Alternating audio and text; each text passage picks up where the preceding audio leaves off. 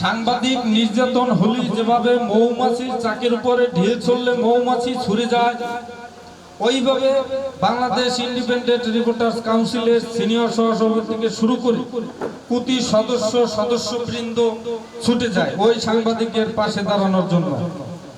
আজকে আপনারা দেখতে পাচ্ছেন আসাদুজ্জামান তুহিন আমাদের রক্তের কেউ না, আমাদের কোনো আত্মীয় স্বজন না, আমাদের যার সহযোদ্ধা তিনি আমাদের সংগঠনেরও কেউ না, আমাদের সহযোদ্ধা।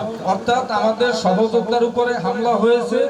আমরা আজকে জায়গায় মিলাদ মাহফিলের আয়োজন করেছি এবং ভবিষ্যতে যদি আরো কোনো সহযোদ্ধার গায়ে এবং তার উপরে হামলা করে, তো সেক্ষেত্রে মাঠ পর্যায় থেকে শুরু করে যে জায়গায় যা করতে হবে বাংলাদেশ ইন্ডিপেন্ডেন্ট রিপোর্টার্স কাউন্সিল করে। তো বাংলাদেশ ইন্ডিপেন্ডেন্ট রিপোর্টার্স কাউন্সিল এটা বিশ্বাস করে যে গণমাধ্যম কর্মী যদি সঠিকভাবে দায়িত্ব পালন না করতে পারে, তো এটা নিয়ে বাংলাদেশ ইন্ডিপেন্ডেন্ট রিপোর্টার্স কাউন্সিল 11 দফা ঘোষণা করে। গণমাধ্যমের স্বাধীনতা দিতে হবে।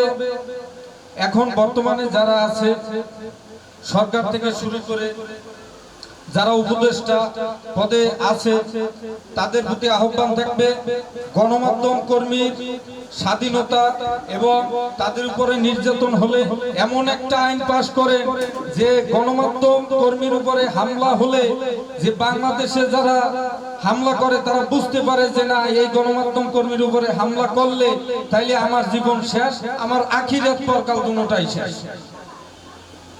কারণ সাংবাদিক যারা মূলত সাংবাদিকের কথা বলছি, মূলত যারা সাংবাদিক তারা সবসময় সত্য নিয়েই কাজ করে। আপনারা জানেন আসাদুজ্জামান তুহিন কিসের জন্য জবাই হয়েছে? চাঁদাবাজি করতে গিয়েছে, ভিডিও ধারণ করেছে, সেই ভিডিও ডিলিট করতে বলেছে, ডিলিট করে নাই বিদায় বিভিন্ন অফার দিয়েছে, তাকে টাকার অফার দিয়েছে, বিভিন্ন অফার দিয়েছে, ডিলিট করে নাই বিদায় দোকানের চা খাওয়া অবস্থায় তাকে নিয়ে পাশে ফালাইয়া গরুর মতন জবাই করেছে, যেভাবে গরু ওই রকম নৃশংসভাবে জবাই করে। এমন একটা বর্তমান অবস্থা সাংবাদিকদের উপরে বিভিন্ন জায়গায়। সাংবাদিক বিভুরঞ্জন বাবু যার লাশ পাওয়া যায় মেঘনা নদীতে, বিভিন্ন জায়গায় সাংবাদিক পড়ে থাকে অলিতে গলিতে। কেন? সাংবাদিক আজকে পত্রিকা নিয়ে যুদ্ধ করে। আজকে যদি আপনার রাজনৈতিক বলেন, পেশাজীবী বলেন, শ্রমজীবী বলেন, যত দল অঙ্গ সংগঠন দলগুলো আছে তাদের নিউজ কভারেজ যদি 7 দিন অফ থাকে, যেভাবে একেবারে সরাসরি কথা হাসিনা পতনে যেভাবে বাংলাদেশ অন্ধকার হয়ে গিয়েছিল, ওইভাবে গণমাধ্যম কর্মী যদি 7 দিন না লেখে বাংলাদেশ অন্ধকার হয়ে যাবে। কোন টিভি চ্যানেলে যদি কোনো খবর প্রকাশ না করে তাহলে কোনো প্রকার আপনারা কোনো তথ্য পাবেন না। যেভাবে জুনায়েদ আহমেদ পলক ইন্টারনেট বন্ধ করে দেওয়ার পর কি হয়েছিল, কোনো খবর পাইছেন? তথ্য পান নাই, কারণ সাংবাদিকরা আপলোড করতে পারে না। আবার অনেক সময় হুমকি আসে, ভাই নিউজটা করবেন না, আপনাকে 1 লক্ষ টাকা দিচ্ছি, যদি করতে যায় তারপর তার মৃত্যু অনিবার্য।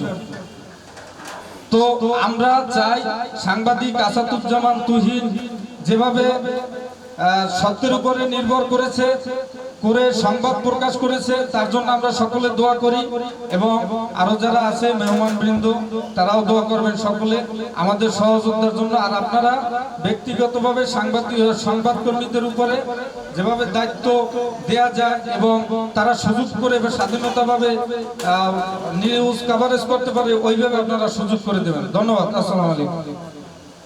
ধন্যবাদ সম্মানিত সভাপতি। আসলে আমাদের আলেমোলামারা আছেন, আমি আলেমোনা, আমি একজন কলম যোদ্ধা।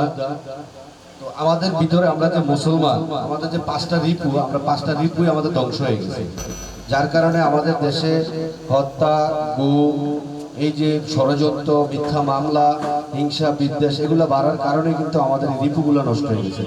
আসলে আমাদের এই রিপুগুলোকে ঠিক করতে হবে, তাহলে আমাদের দেশে শান্তি